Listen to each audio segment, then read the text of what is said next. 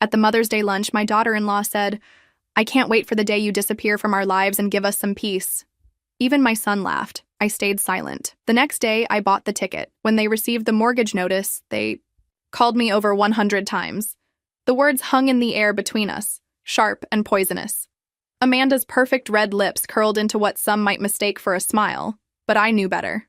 It was the same look she gave when she accidentally broke my mother's antique vase last Christmas. The same expression when she forgot to invite me to Richard's surprise birthday party 3 years ago. "Mom, she's just kidding," Richard said, his laughter fading as he caught the look on my face. But it was too late. I had seen it, that moment of genuine amusement in his eyes when his wife had wished for my disappearance. I carefully placed my napkin beside my half-eaten salmon and reached for my purse. My hands were steady, though something inside me felt like it was shattering. Piece by piece, shard by shard. Before we continue, comment where you're watching from and subscribe to the channel. We'd love to see how far our stories are reaching. "Eleanor, don't be so sensitive." Amanda sighed dramatically, exchanging glances with Richard. "It was just a joke. God, you take everything so personally." I looked at my son, my only child, the boy I'd raised alone after John died in Afghanistan when Richard was only 7. I searched his face for any trace of the sweet child who once made me Mother's Day cards with too much glue and crooked hearts. The boy who promised to take care of me when I got old. That boy was gone. In his place sat a 35-year-old stranger who found it amusing when his wife spoke of my death as a relief. "I think I'll head home," I said quietly, rising from the table. "Thank you for lunch." "Mom, come on," Richard called after me, but I noticed he didn't stand, didn't follow me. His protest was merely performative, a script he felt obligated to recite, nothing more. The restaurant was crowded with other families, celebrating Mother's Day, mothers being honored, cherished. I walked past tables of smiling women receiving flowers, being toasted, their children's arms wrapped around their shoulders. The contrast made my isolation even more painful. Outside, the May sunshine felt like a mockery. I stood for a moment, unsure where to go or what to do with the hours stretching ahead. The weight of years of small cruelties and dismissals pressed down on me. This wasn't the first time Amanda had made such remarks. It wasn't the first time Richard had laughed, instead of defending me.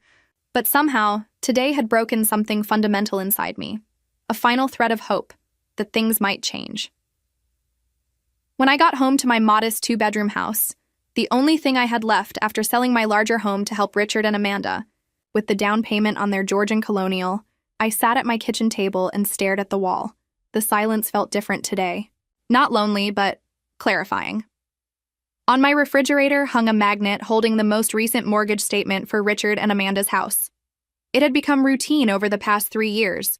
They would forget to make payments, and eventually, the bank would call me. I would transfer the money, sometimes emptying my savings, to keep them from foreclosure. Richard always promised to pay me back, but we both knew it was a fiction. I pulled the statement down and studied it. $20,700 a month.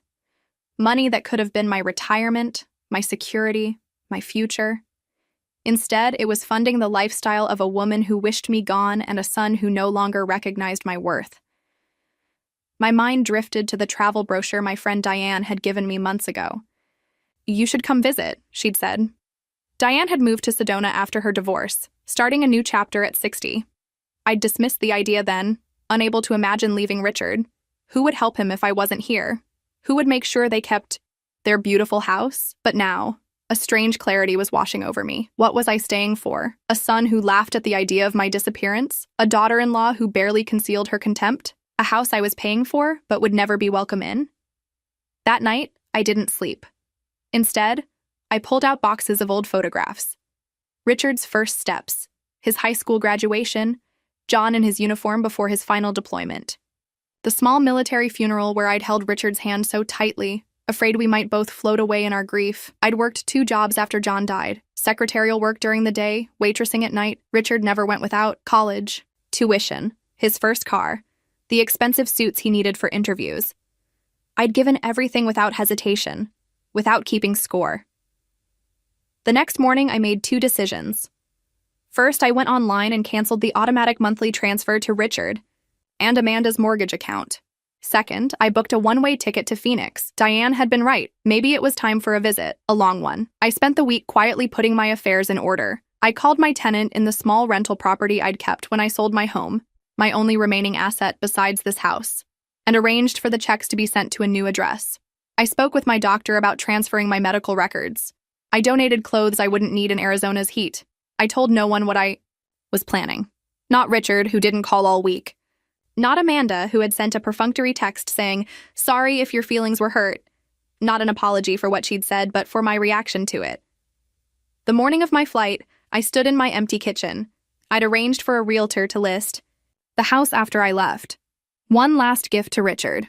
Whatever proceeds remained after paying off my small mortgage.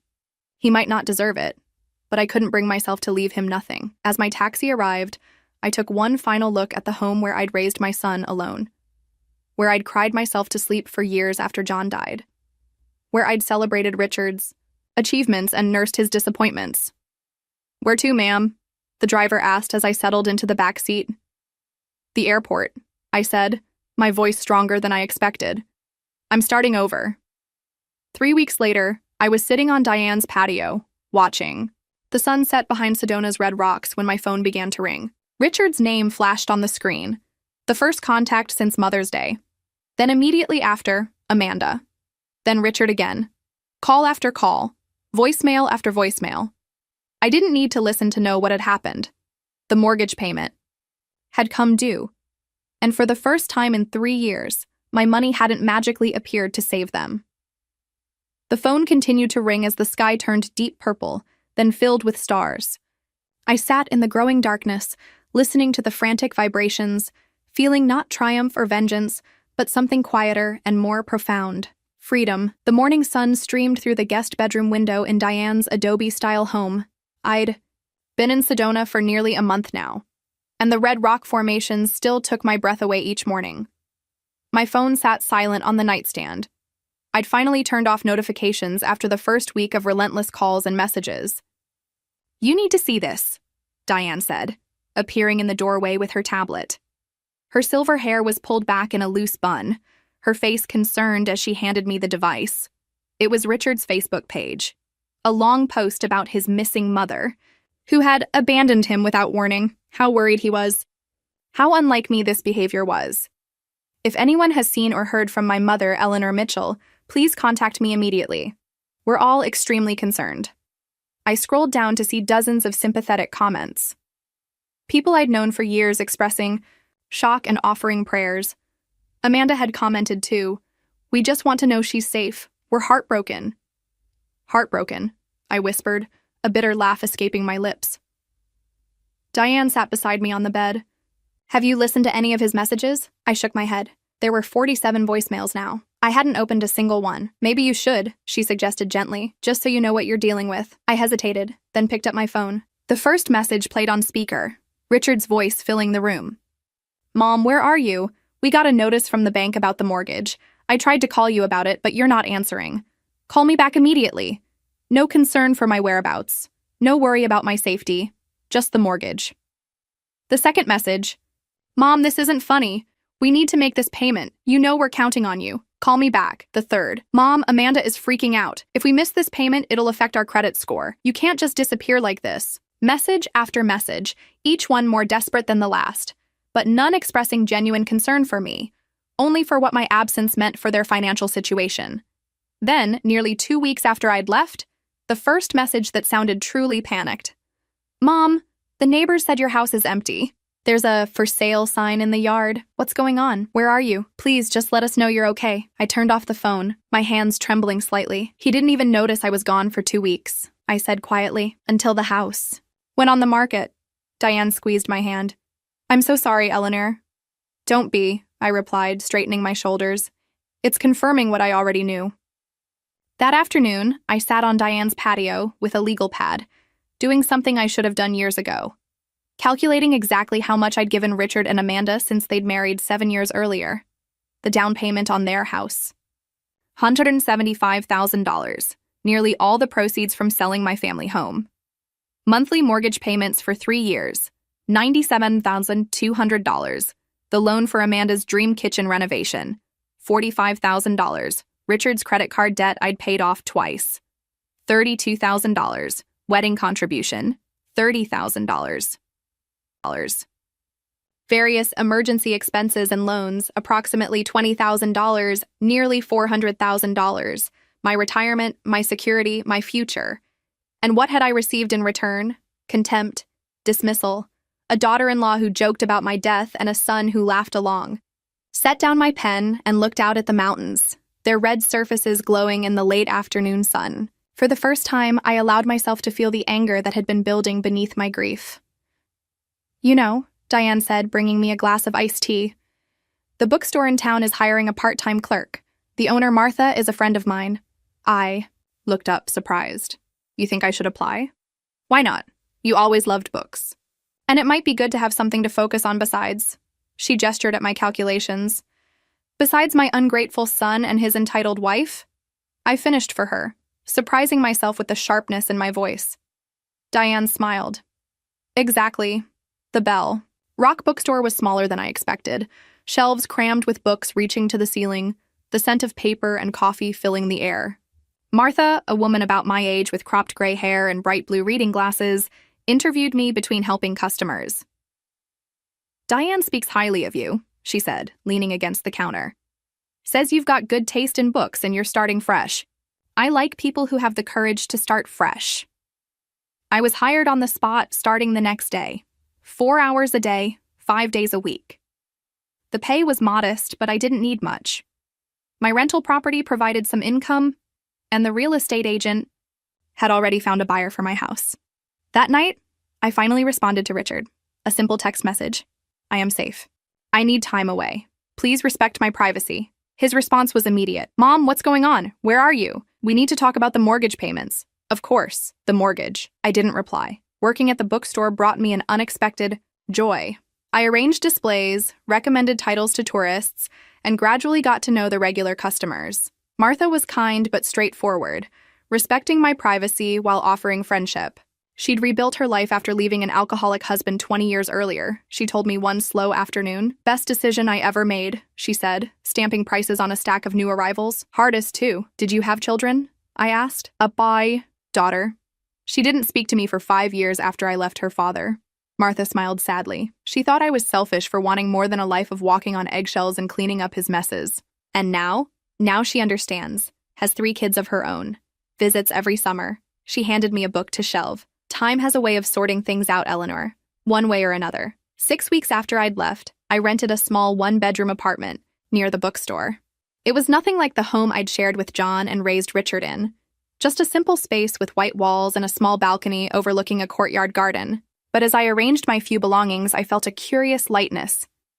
This place was mine alone. No memories haunted its corners. No ghosts of maternal sacrifices lingered in its rooms. That night, Richard called again. This time I answered. "Mom." His voice was a mixture of relief and anger. "Where the hell have you been? Do you have any idea what you've put us through?" "Hello, Richard," I said calmly. "I'm fine, thank you for asking. Where are you? The house is sold. Your neighbor said you packed everything and just disappeared. Amanda and I have been worried. Sick. Had they been?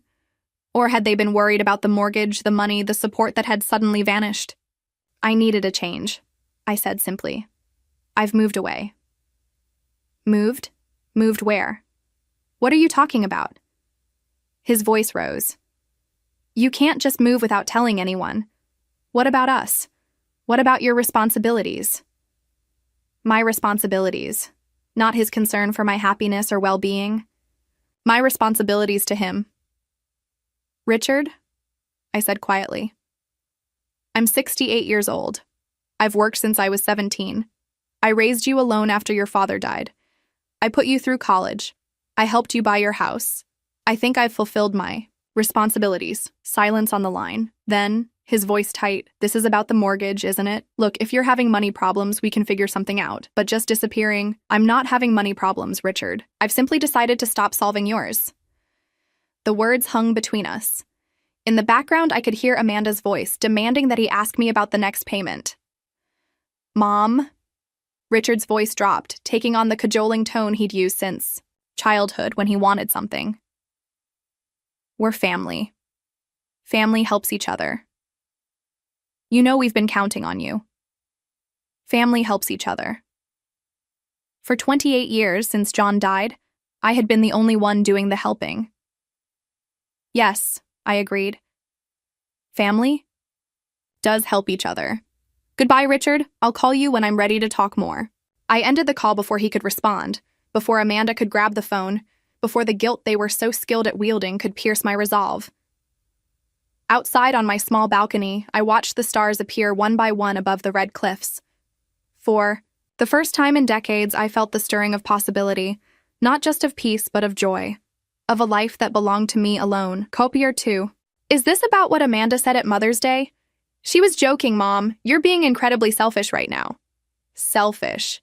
The word landed like a slap. How many times had I denied myself comfort, security, dreams, for his benefit? How many times had I emptied my accounts to fill his? And now, finally claiming a small piece of life for myself, I was selfish? Goodbye, Richard. I'll call again soon. I hung up before he could respond, my hands trembling slightly, not with guilt, as they once might have, but with a surprising flare of anger. The next morning, I signed up for the writing workshop. The class met in a small room at the community college, 12 students seated around a large table. Our instructor, Daniel Green, was a tall, bearded man in his early 60s with kind eyes behind wire-rimmed glasses. A published author of 3 novels, he'd moved to Sedona after retiring from teaching at UCLA. Writing, he told us in our first session, is an act of courage.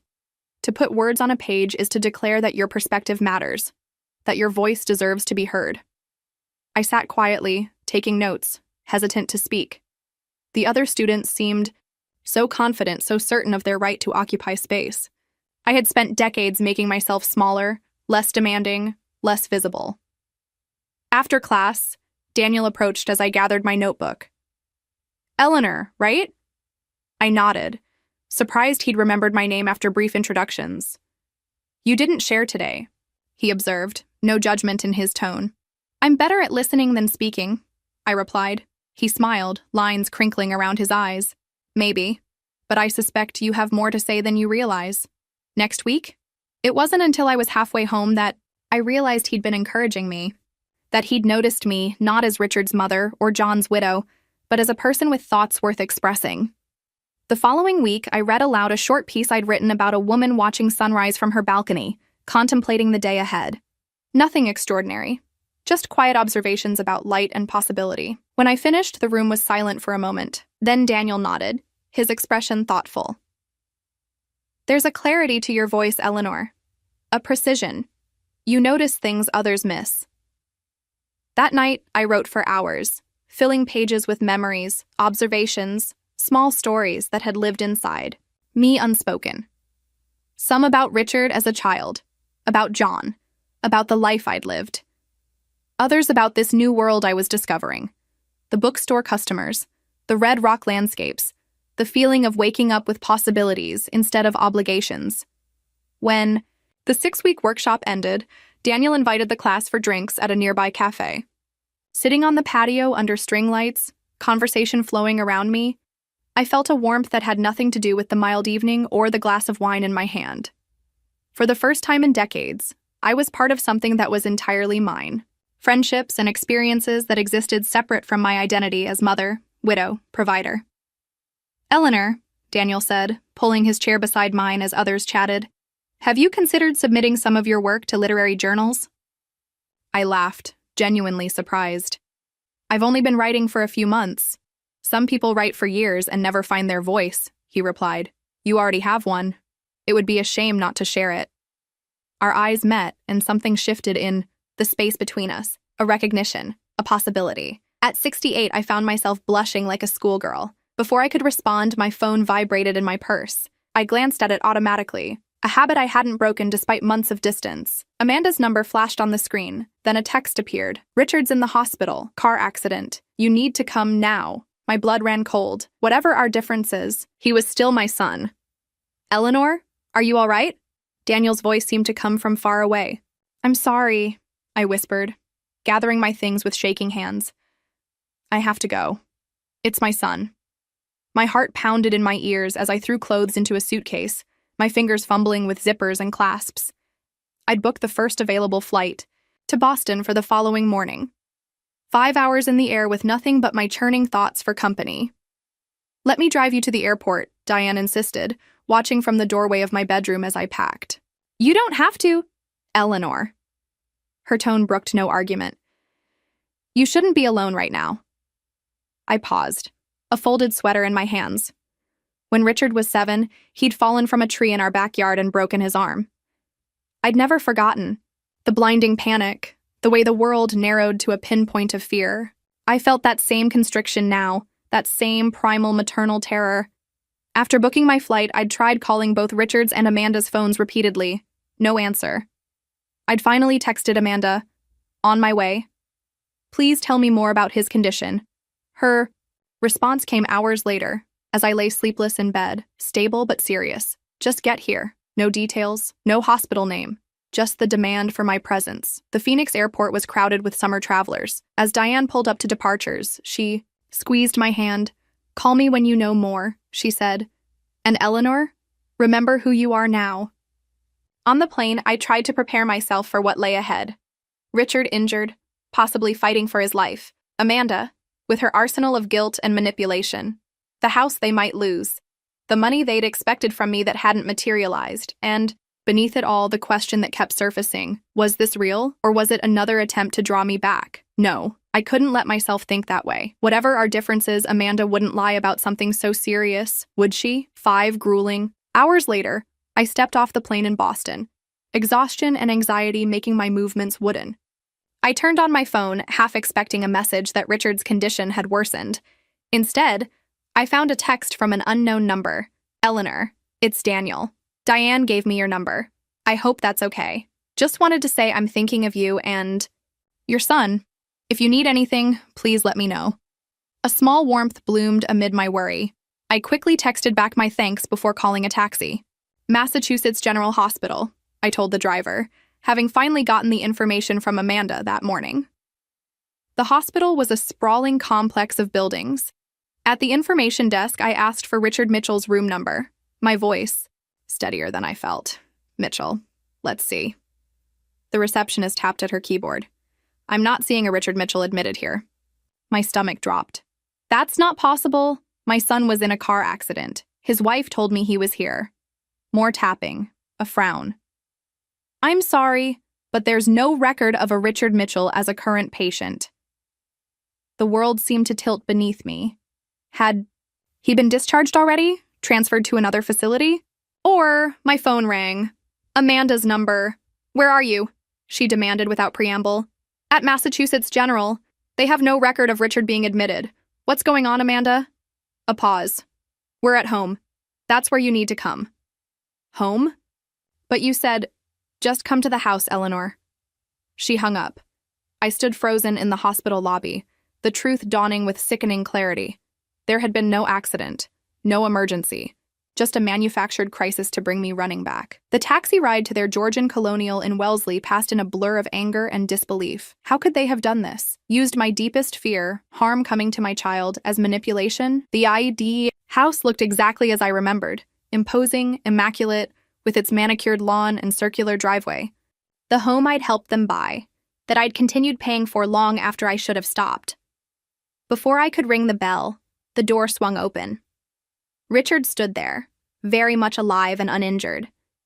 Behind him hovered Amanda, her expression a mixture of defiance and wariness.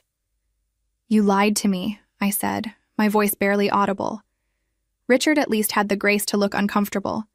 Mom, we needed to talk to you in person. You wouldn't tell us where you were. You wouldn't come home. So you told me you were dying? My hands trembled, but not from fear now.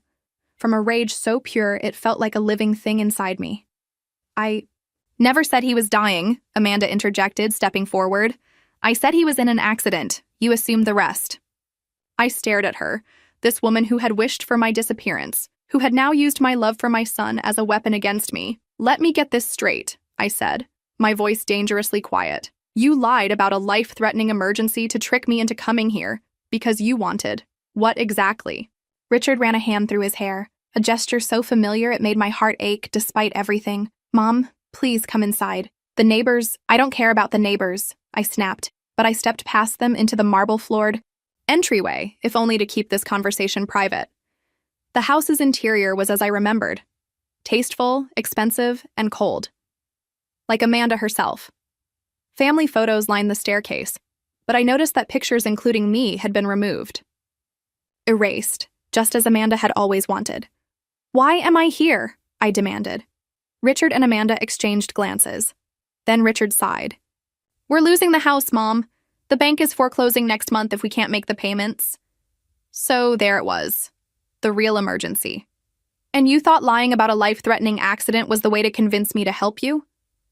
My voice shook, with disbelief. "You left us no choice," Amanda said, crossing her arms. "You disappeared, cut us off. What were we supposed to do?" I looked at her, really looked at her, and wondered how I had ever allowed this woman to make me feel small. She stood in a house she couldn't afford.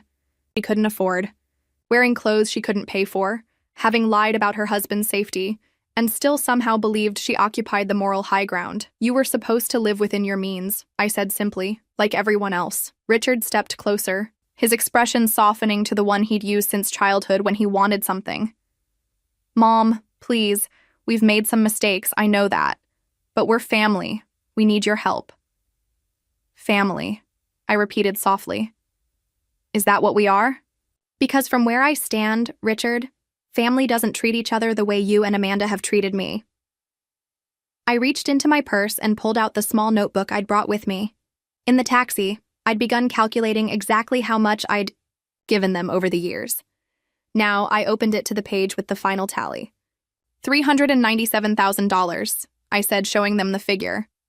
"That's what I've given you since you got married. My retirement, my security, the money from the home where I raised you, all of it gone to fund a lifestyle you couldn't afford." Richard blanched, staring at the number. Perhaps he had never added it up himself, never truly faced the magnitude of what I'd sacrificed. "And in return," I continued, my voice steady now, "I got a daughter-in-law who jokes about my death and a son who laughs along. I got dismissed, diminished, and taken for granted. I got treated like an ATM rather than a mother. That's not fair," Amanda began, but Richard silenced her with a gesture. "Is that really how you feel?" he asked, looking genuinely shocked. "That we used you? It's not a feeling, Richard. It's a fact. One that's documented in bank statements and loan agreements. One that's evidenced by the fact that you lied about being in a car accident to get me here.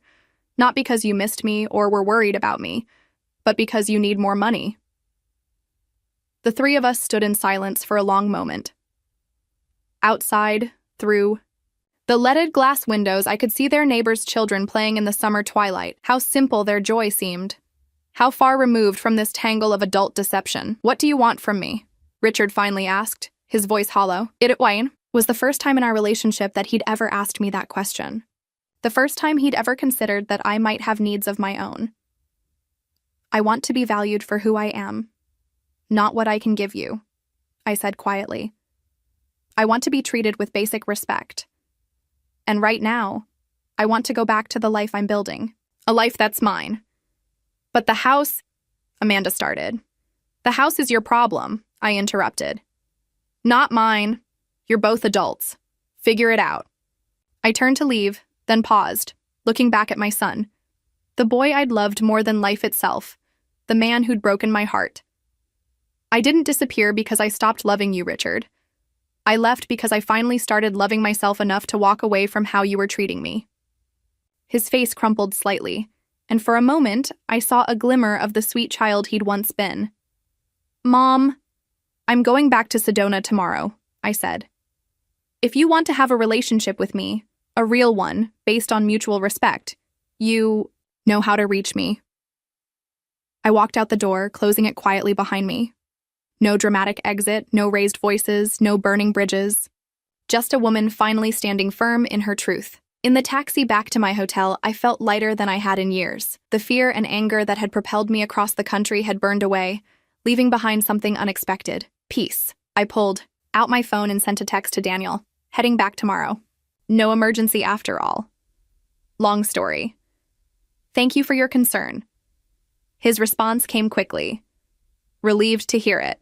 Coffee when you're back? A smile touched my lips for the first time since Amanda's devastating lie. I'd like that.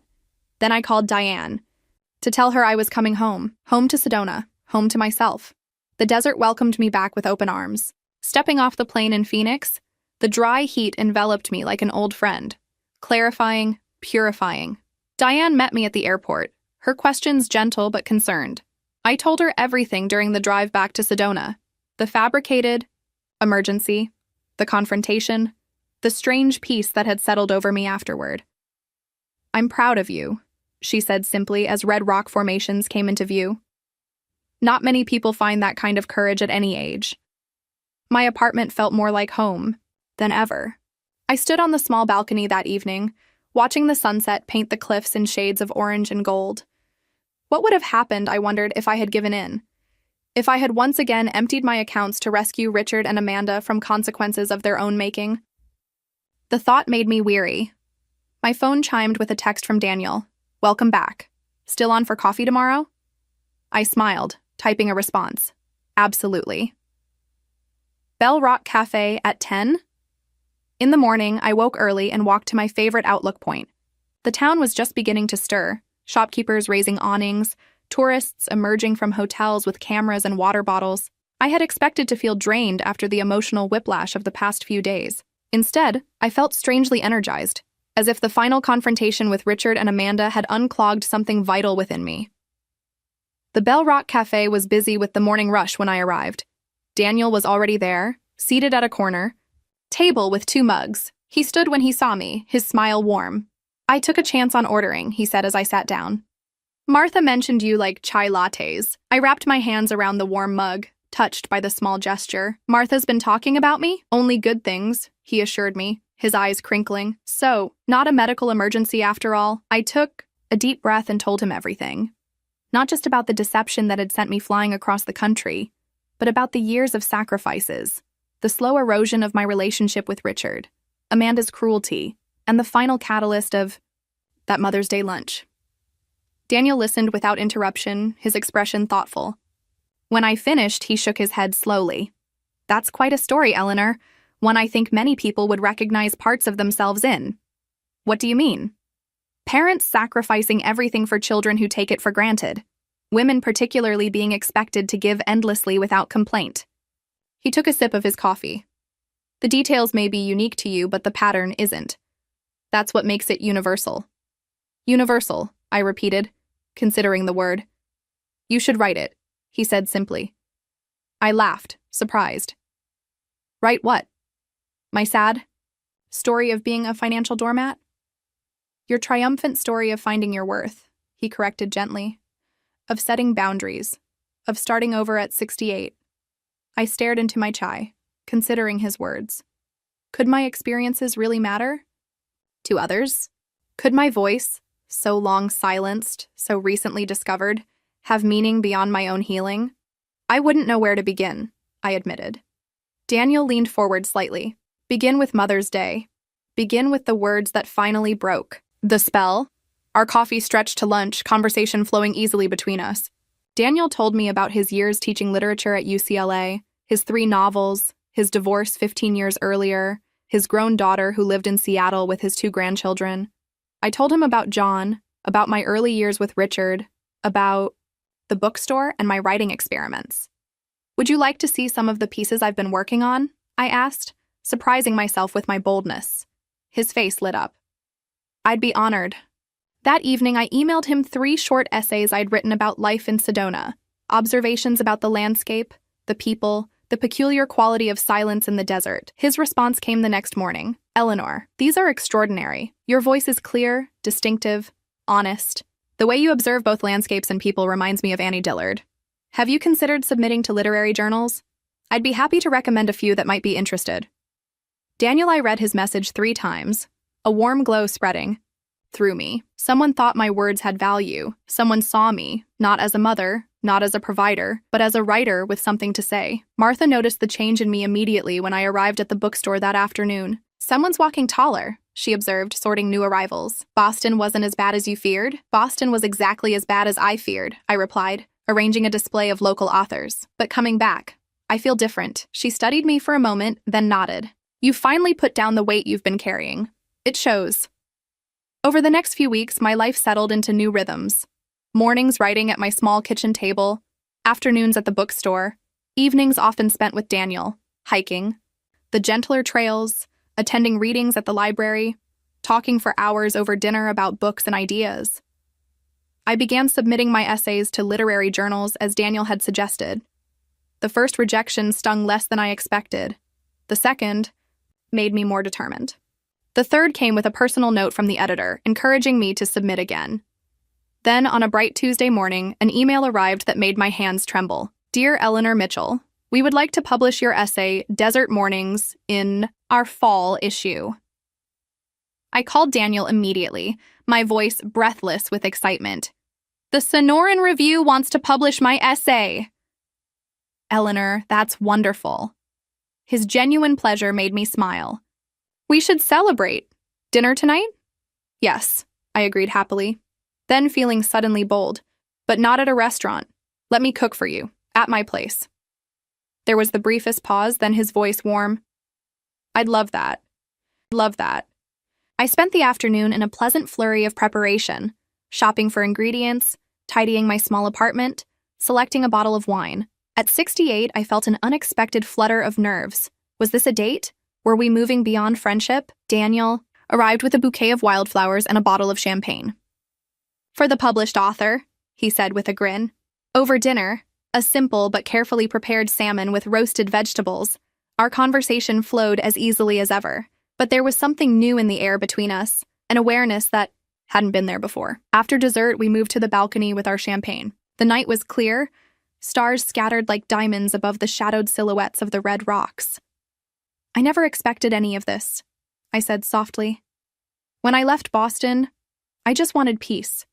I never imagined finding purpose. Daniel's hand found mine in the darkness. Sometimes we have to lose everything to discover what we truly need. I turned to face him, this kind, intelligent man who had seen value in my words when I was still learning to believe in them myself. Daniel, I began hesitantly, I should tell you that I haven't. That is, since John died, I haven't been close to anyone. Not in that way. His fingers tightened gently around mine. Eleanor, I'm not in any hurry. We have time. Time. Such a simple word for such a precious gift. At our age, time was not something to be taken for granted. As if reading my thoughts, he added, however much time that may be. When he kissed me goodnight at the door, it felt both new and familiar, like returning to a part of myself I had forgotten existed. The next morning, I woke to a text from Richard. The first contact since our confrontation 3 weeks earlier. Mom, we need to talk. Things have changed. Can I call you? I stared at the message, my happiness from the previous evening giving way to wariness. What had changed? Had they lost the house? Was this another manipulation? Yet something in the simple request, can I call you, rather than a demand, gave me pause. My son was asking permission, not assuming entitlement. I texted back, yes, this afternoon would work. The phone rang precisely at 2. I answered, bracing myself. Mom, Richard said, his voice different somehow. Subdued, almost humbled. Thank you for taking my call. Of course, I replied cautiously. What's happened, Richard? He took a deep breath. Amanda's left me. She moved out last week. Amanda left you? I repeated, sinking into my balcony chair. The revelation caught me completely off guard. She said she didn't sign up for financial struggles. Richard's voice was hollow. Said she deserved better than downsizing to an apartment. The irony wasn't lost on me. Amanda, who had wished for my disappearance, who had orchestrated so many manipulations, gone the moment their lifestyle was threatened. I'm sorry, I said, and meant it. Whatever my feelings about Amanda, I took no joy in my son's pain. The house goes up for auction next week, he continued. I've found a small rental. It's not what I'm used to. I waited for the familiar request for money, but it didn't come. Mom, I've been seeing a therapist. Since you left, actually. A therapist? I couldn't hide my surprise. Yeah, after you walked out that day. I couldn't stop thinking about that number. $397,000. I never realized. I never added it up. I closed my eyes, picturing him in that marble entryway, the shock on his face as he confronted the magnitude of what I'd given and what he'd taken. The therapist helped me see some things, he continued, about how I've treated you, about Amanda, too. A bird called from somewhere nearby, its song bright against the afternoon quiet. I don't expect you to forgive me, Richard said finally. I just wanted you to know that I understand now. And I'm sorry, Mom. I'm so sorry. The words I had never expected to hear. Not a demand, not a manipulation, but an apology. Simple, direct, genuine. Thank you for that, I said softly. I found a photo album while packing. Pictures of me and Dad. Of you. I'd forgotten how much you gave up after he died. How hard you worked. My throat tightened. I did what any parent would do. No, Richard said firmly. Not any parent, you. Another pause. I miss you, Mom. The real you, not the checkbook. Tears pressed behind my eyes. I miss you too, Richard. The real you. We talked for nearly an hour, the longest, most honest conversation we'd had in decades. No mentions of money, no subtle manipulations, just a mother and son finding their way back to each other. Before we hung up, Richard asked hesitantly, would it be okay if I came to visit? Not now, but sometime? I'd like that, I said, realizing it was true. Give it a little time. Let's keep talking first. 6 months later, I stood nervously in Bell Rock Bookstore's event space. Martha had arranged chairs facing a small podium. On a table nearby sat stacks of a slim volume with my name on the cover, Desert Reflections, Essays on Beginning Again by Eleanor Mitchell. After my first published essay, others had followed. Daniel had encouraged me to compile them into a collection, and to my amazement, a small regional press had expressed interest. The space filled gradually. Martha's regulars, friends from my writing group, neighbors from my apartment complex. Diane arrived with sunflowers. Daniel stood near the back, his proud smile giving me courage. And then, slipping in just as Martha was about to introduce me, Richard. Thinner than I remembered, dressed simply in jeans and a button-down shirt. Our eyes met across the room, and he gave a small, almost shy wave. Over the months, our relationship had slowly rebuilt itself. Weekly phone calls, emails, photos exchanged. He had found a job at a smaller firm with less pressure. He was dating again, a kindergarten teacher with a warm laugh, nothing like Amanda. As I stepped up to the podium, my gaze swept across the gathered faces. My new friends, my old family, my Daniel, whatever term we used for our relationship, it brought me joy every day. Thank you all for coming, I began, my voice steady despite my nerves. A year and a half ago, I never would have imagined standing here as an author. I was someone else then, a woman who had forgotten how to hear her own voice amid the demands of others. From the back of the room, Daniel nodded encouragingly. These essays are about discovering that voice again, about finding the courage to say enough to relationships that diminish us and yes to those that help us grow, about the unexpected joy of beginning again, even when society tells us we're too old for new beginnings. My eyes found Richard's. He smiled, and in that smile I saw not the entitled man who had taken me for granted, but echoes of the boy I had loved so fiercely. Most of all, these essays are about value, not the value others place on us based on what we can give them, but the inherent worth we each possess simply by being. After the reading, as guests mingled over wine and cheese, Richard approached with a copy of my book. Would you sign it? He asked, holding it out. I opened to the title page, pen poised. What should I write? He considered for a moment. How about to Richard? Thank you for letting me go so I could find myself. My eyes met his, seeing in them a hard-won wisdom. You're a wonderful writer, Mom, he said quietly. I'm so proud of you. Daniel appeared at my side, his hand finding the small of my back with easy familiarity. You must be Richard, he said, extending his other hand. I've heard a lot about you. All bad, I'm sure, Richard replied with a self-deprecating smile. Actually, no, Daniel said. Your mother speaks of you with great love.